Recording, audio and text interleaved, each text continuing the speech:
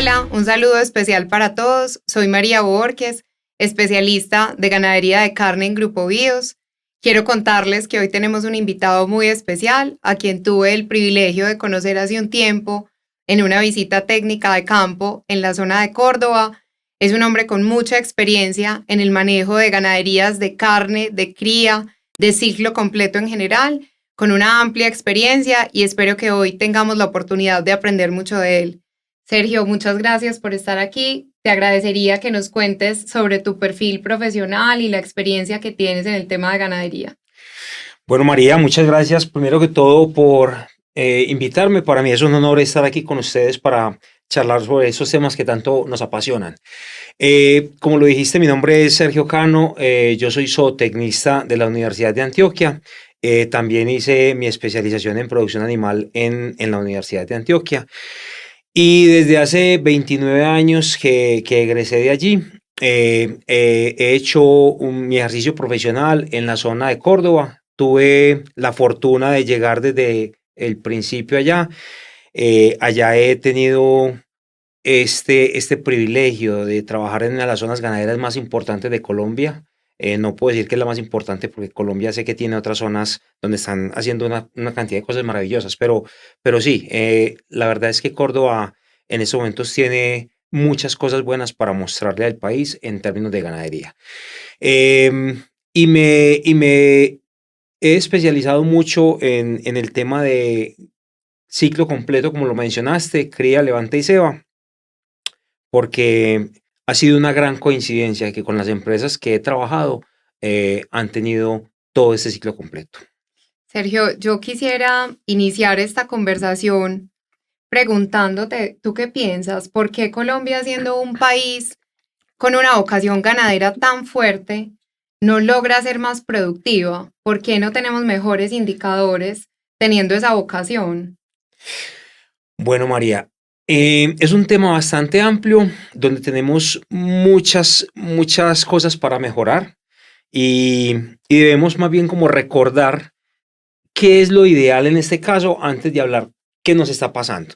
Lo ideal sería que nosotros, la hembra, que va a ser la futura madre, le hiciéramos desde el momento en que se desteta un levante o lo que podemos llamar también una recría, con muy buenas condiciones de alimentación, nutrición y manejo, ¿correcto?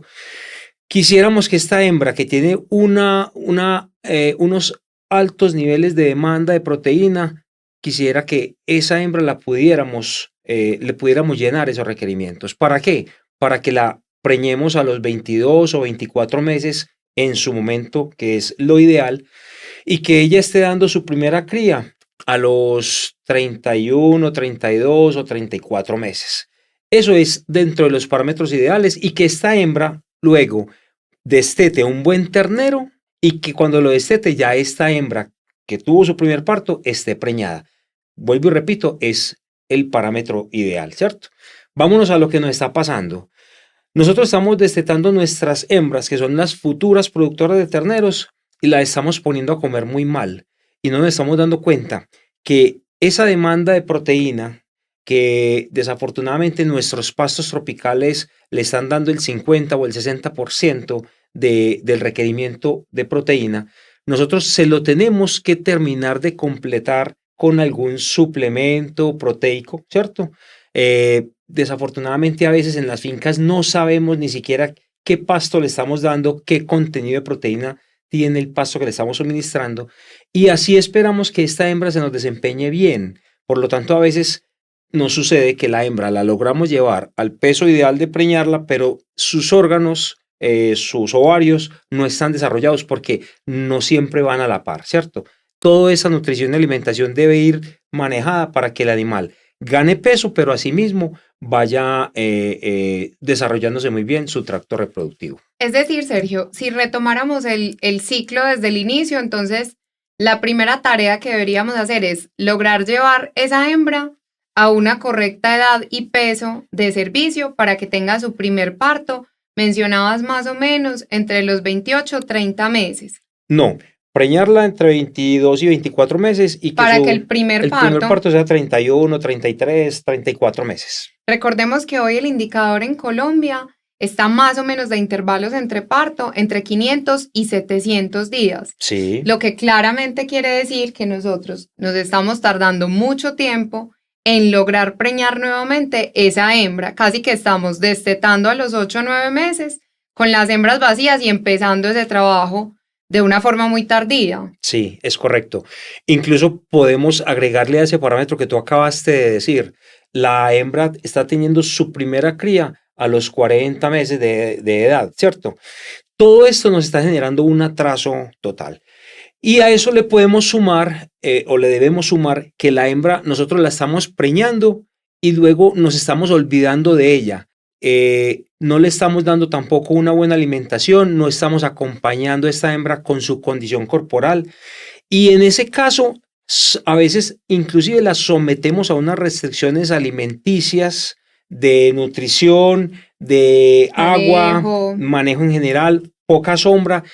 Estas hembras que están empezando a desarrollar un ternero en su vientre, también a su vez está viéndose afectado el desarrollo de ese ternero para la vida futura, ¿cierto? Entonces, todas estas restricciones que estamos teniendo en la vaca preñada o en la novilla preñada, no solamente afectan para que esta vaca se pueda preñar más adelante nuevamente de la manera más rápida y poder tener un intervalo entre partos ideal de 420 días, máximo 450 días, sino que ella pare en baja condición corporal, le va a dar muy poca leche al ternero. Así es. El calostro va a ser de mala calidad, por lo tanto ese ternero no va a tener una buena sanidad, se nos va a enfermar fácilmente el ternero o ternera.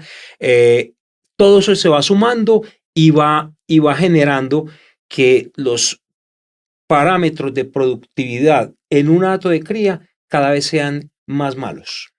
Sergio, cuando pensamos entonces en ese manejo predestete, entonces tenemos una hembra que viene, digamos, castigada en condición corporal, en manejo y en el tema sanitario, tiene el reto de destetar una cría que ojalá fuera una cría pesada y en buenas condiciones de salud, sí. Pero nuevamente cuando hacemos la revisión del indicador nacional, encontramos que los destetes en Colombia son livianos, destetamos animales más o menos de 160, 170 kilos, de 8 o 9 meses. Correcto. Es decir, nos está faltando mucho en hacer la tarea correctamente con la hembra y que además entonces eso se ve reflejado en la cría.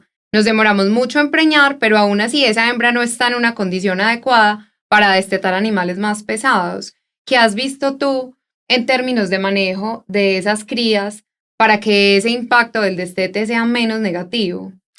Mira, yo me he dado cuenta que una de las cosas que uno puede hacer en finca sin unos costos muy altos es en el manejo de ese ternero lactante, el crib grazing. El crib grazing, para decirlo en términos cortos, es permitir que el ternero cruce al potrero siguiente que estaba en descanso, donde él va a tener la oportunidad de despuntar ese pasto, ¿cierto?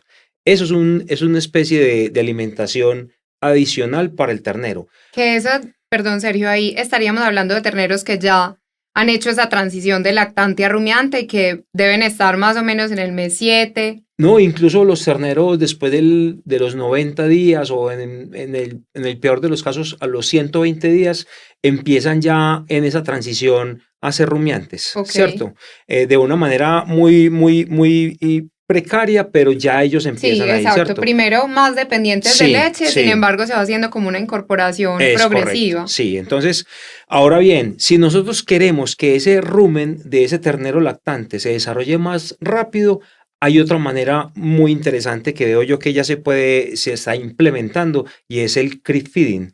El crib feeding es una actividad muy sencilla que se puede hacer en los potreros de la finca. No hay que llevar el ganado al corral, no hay que hacer unas instalaciones especiales. Simplemente en el mismo potrero donde están las vacas con sus crías se hace un pequeño encierro para que el ternero entre solamente él a consumir el alimento que le queremos entregar, y la vaca va a estar acompañando al ternero. Pues no, la vaca no va a entrar, pero la vaca va a estar cerca para que el ternero se sienta con confianza.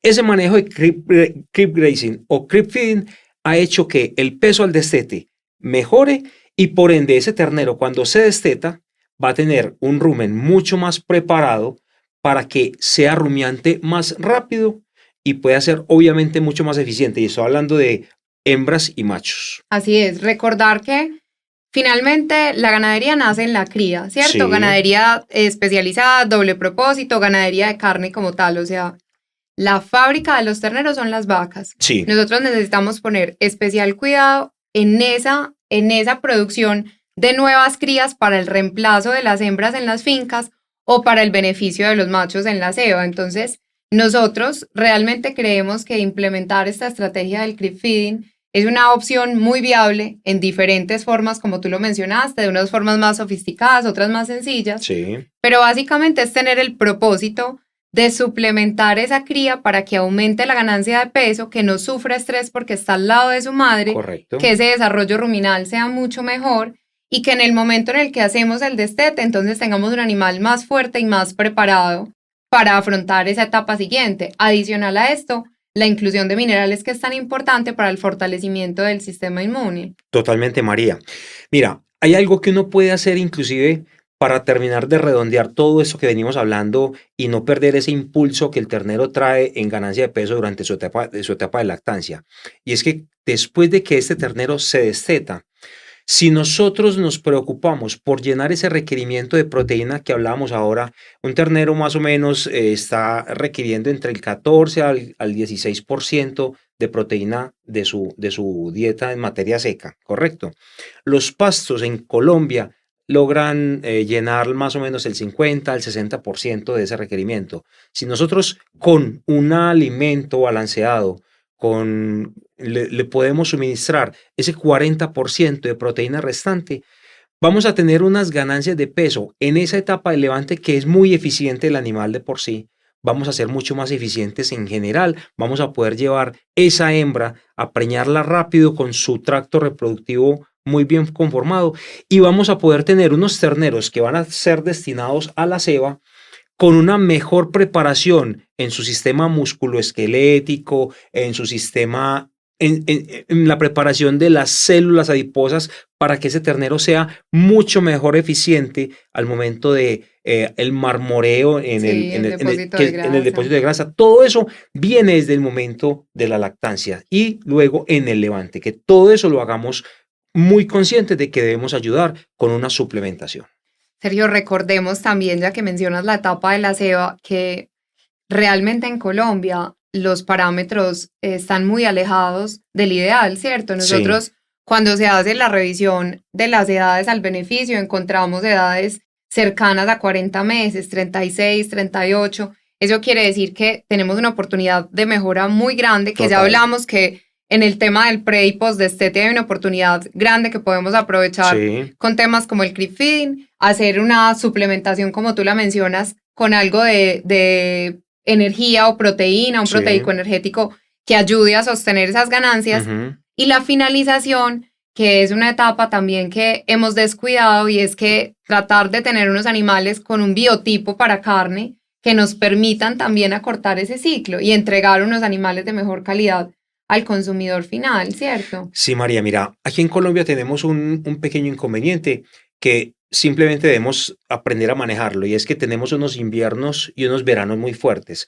Los animales que cebamos, desafortunadamente, llegan a las etapas de invierno donde tienen muy buenas ganancias de peso. Cuando llega el verano, como no nos preparamos con comida para el verano, entonces esos animales en verano, al que mejor le va, no gana peso.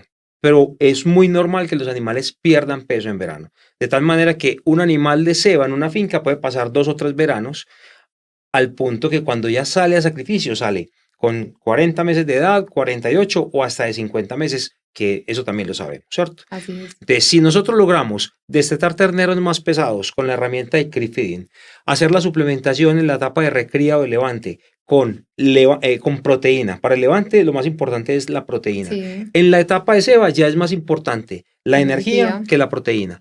Si nosotros aprendemos a conocer nuestras fincas, saber qué pastos tenemos, qué deficiencias tenemos con los pastos y poder saber qué debemos darle para completar en la dieta la proteína o la energía, vamos a ser mucho más eficientes y vamos a poder sacar al mercado unas canales o unas carnes que van a ser mucho más palatables, gustosas, con mejor marmoreo y obviamente con mayor terneza. Eso es finalmente lo que buscamos en la ganadería. Ese debería ser el propósito de Correcto. todos los productores en el país, entregar un producto de calidad con todas las cosas que acabas de mencionar.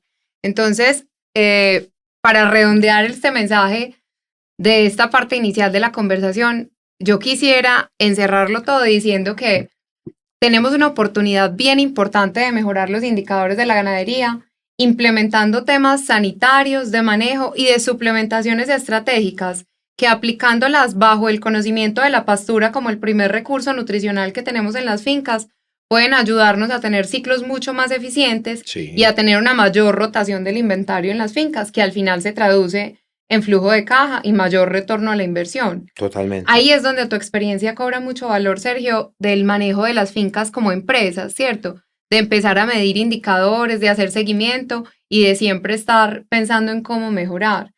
Yo creo que hemos mencionado los aspectos en los que tenemos oportunidades de mejora, pero si hablamos de las cosas que estamos haciendo bien en ganadería actualmente en el país, ¿tú qué pensarías? ¿Qué crees que sí estamos haciendo correctamente? Bueno, mira, debemos empezar a resaltar de todas estas cosas buenas es, primero que todo, la monta estacional, sea con toro o simplemente con IATF, ¿cierto? Lo llamamos igual. Sí. Esto nos ayuda a que las vacas paran siempre en las épocas ideales del año, buscando la supervivencia del ternero. Así es. En primer lugar. En segundo lugar, nos da oportunidad de utilizar genética sobresaliente para nosotros hacer a su vez un buen mejoramiento de toda la calidad genética de nuestro hato.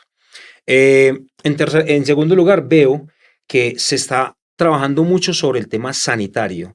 Antes no se veía que ningún hato vacunara contra enfermedades reproductivas. Así es. Ahora veo que se lo están tomando muy en serio. Obviamente la mineralización, cada vez la gente se concientiza de no usar tanto la sal de mar y empezar a utilizar sal mineralizada. Y en último lugar, yo diría que el manejo del pastoreo en cada finca también se ha venido especializando. Las rotaciones, cada vez los días de pastoreo sí, los días de pastoreo son menores y se respeta los días de descanso. El pasto ya no lo estamos comiendo con el ganado en un punto ideal, ya no es tanto por edad, sino por altura. Todo ese tipo de modificaciones han ayudado que en general la ganadería de cría, la de levante y la de ceba vaya mejorando. Yo me atrevería a decir que todo eso que acabas de mencionar es como profesionalizar el ejercicio, ¿cierto? Sí. Estamos integrando entonces personas con mucho conocimiento como asesores externos de las ganaderías. Ahora hay una parte administrativa que hace años no existía, Sí, correcto. Contabilidad para ganadería, la integración de los software también. Sí. Yo creo que tenemos todavía muchos vacíos y muchas oportunidades de mejora, pero al menos hay un cambio que es bastante evidente en ese tema de que las ganaderías son empresas y como tal deberían tener una eficiencia productiva que nos permita ser sostenibles a lo largo del tiempo en el negocio. Sí, eso es fundamental para todos los que trabajamos en el agro. Sí. Sergio, el punto final de toda esa cadena de productividad de la ganadería de carne, de producción más bien, es el consumidor final. ¿Cómo ves tú la posición del consumidor final respecto a la proteína de origen animal, específicamente de la carne de res? ¿Qué crees tú que hoy le interesa al consumidor? Y si ese interés además está ligado a lo que el ganadero tiene hoy en su cabeza o a dónde quiere apuntar en un futuro, ¿cierto? ¿Será que llegamos a un punto donde nos juntamos ambos, consumidor y productor, como para alinear la expectativa? Pues María, mira, yo quiero responderte eso apoyándome mucho y resaltando algo que acabaste de decir muy importante. Es indudable que las fincas las tenemos que empezar a manejar como empresas ganaderas y eso inmediatamente va a generar también una sinergia para que todo lo que hay y sale de esas fincas sea un producto de mejor calidad que se pueda vender mucho mejor en el mercado, porque obviamente si veo que hay consumidores que están dispuestos a pagar más por una carne de mejor de mejor sabor, de mejor terneza, de mayor marmoreo, y esto va a ser algo que va a servir para tanto el productor como para el consumidor final, ¿cierto? Así que definitivamente existen nichos que quieren carne de buena calidad y que no importa si tienen que pagar más por ella. Y en la medida en la que esos nichos se vayan fortaleciendo, entonces ese eslabón final, que es el consumidor, seguramente va a ser la atracción necesaria para que entonces el productor se vea llamado a ser más eficiente, a entregar animales que tengan un ciclo productivo mucho más corto, que eso pues es un indicador que lo acabas de mencionar en temas de terneza, de mejor calidad de carne, que para el transformador también tiene unos beneficios en temas de cobertura grasa de la canal cuando ha sido bien manejado el animal en temas de suplementación, en rendimientos y pues esas escalas de bonificación en las que algún día esperamos llegar a través de las empresas que hacen la transformación para que el ganadero también se vea motivado a entrar a estos programas de mejoramiento. Sí, María, y yo quiero agregar algo ahí.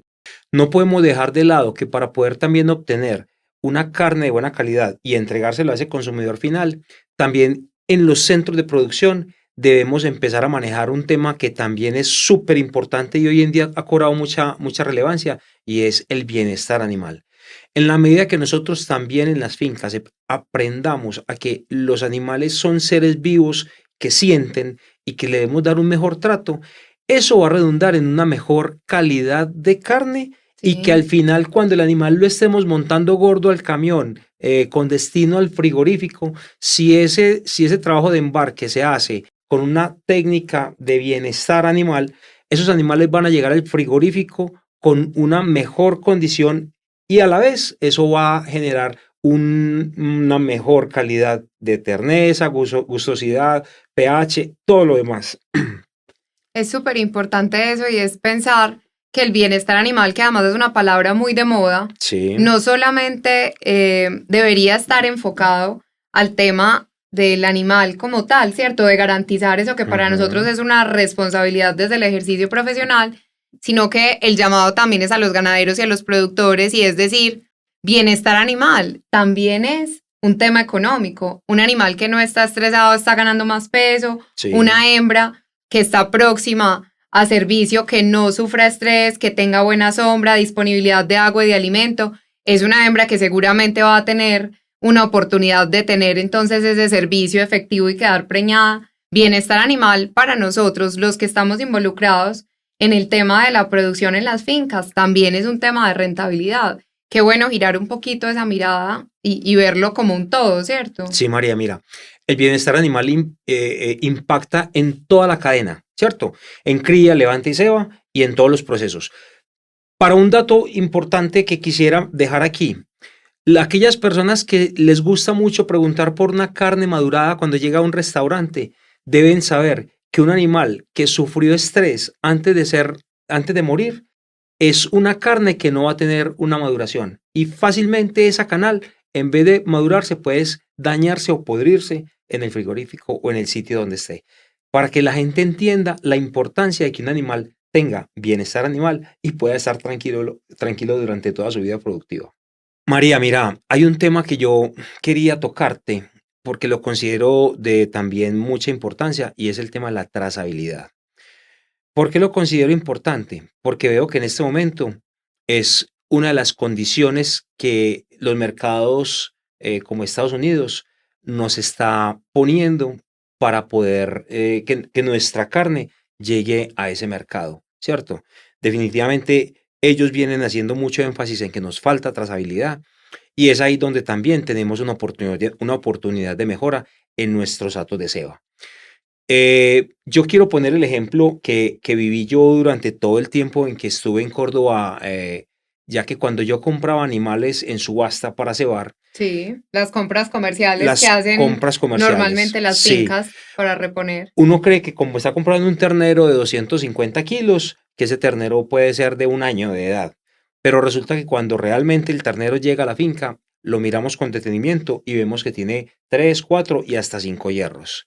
Eso de una vez lo pone a uno a pensar, ¿será que ese ternero ya lleva tanto tiempo viajando de finca en finca que puede tener mucha más edad de la que pensamos. Y efectivamente, cuando los animales estos que cebamos y los sacamos gordos de 520 o de 540 kilos, les hacen la medición, Cronometría la cronometría dentaria. dentaria, encuentran que son animales de 40, 45, 50 meses de edad, ¿correcto? Todo esto es debido a que esos animales que estamos comprando de 250 kilos fácilmente pueden estar ya de 2 años de edad o de pronto un poquitico más, ¿cierto? Así es. ¿Cómo podríamos nosotros mejorar entonces el producto final que vendemos? ¿Cómo acortar ese ¿Cómo ciclo? acortar ese ciclo? Es, obviamente, retomando lo que decíamos ahorita de hacer un buen levante o una buena recría, ¿correcto? Que el animal cuando se destete, en vez de que pierda peso, gane peso. Pero a la vez, ojalá pudiéramos tener un sistema en Colombia, como ya lo hay en Argentina y en Brasil, que cuando yo compre ese ternero, tenga la identificación del mismo y pueda saber de qué finca viene o de qué otras fincas, por qué fincas ha pasado este animal, qué edad tiene, ¿cierto? La fecha de nacimiento. Sí, claro. Y en base a eso, yo puedo enfocarme a que ese animal, si es un animal muy joven, yo le pueda dar el manejo ideal para que cuando ya esté gordo, la edad de él realmente sea de 30, 32, 34 meses, ¿cierto? En ese momento, estoy seguro que ese producto y esa carne va a ser de una mejor jugosidad, de mejor sabor y de mayor terneza. Por lo tanto, el consumidor final se va a deleitar con una buena pieza de carne. Sergio, y eso tiene tantos análisis cuando uno piensa en el tema de trazabilidad, que el primero es el que tú mencionas, el manejo productivo, ¿cierto? Cuando yo sé mis compras comerciales, qué edad tienen, entonces puedo saber realmente cuánto me falta a mí para terminar ese ciclo en meses, ¿cierto? Pero Sí, además, hoy en día los consumidores quieren saber de dónde viene su producto final, esta carne que yo estoy comprando, dónde fue producida, en qué zona del país, qué trato tuvo ese animal. Entonces también hay un impacto importante en el tema de consumo. sí. Y si yo puedo determinar con claridad qué carne me estoy consumiendo, de qué animal, con cuántos meses de edad y la forma como fue este animal manejado durante su vida, yo voy a estar muy satisfecho y voy a pagar mucho más dinero por esa carne. Sergio, y hablando de estos temas, cuando alguien como tú que tiene tanta experiencia en el tema de producción de carne, cuando vas a un restaurante, ¿qué corte pedís? ¿Qué te gusta comer? Indudablemente, el que siempre pido es punta de anca. Esa es la mejor para mí. Muy bien, a mí todavía me falta un poquito y creo que tiene que ver con que no tenemos un producto estandarizado y es que creo que la punta todavía es un riesgo y puede que salga muy tierna y muy jugosa o al contrario, tener como un producto que no era el esperado. Yo todavía me mantengo como en solomito, sigue siendo mi corte preferido y ya cuando uno sabe Sí, que de dónde viene el animal y de pronto hay cercanía con el tema, ahí sí entonces igual que tú, pediríamos punta de anca. bueno, te la recomiendo.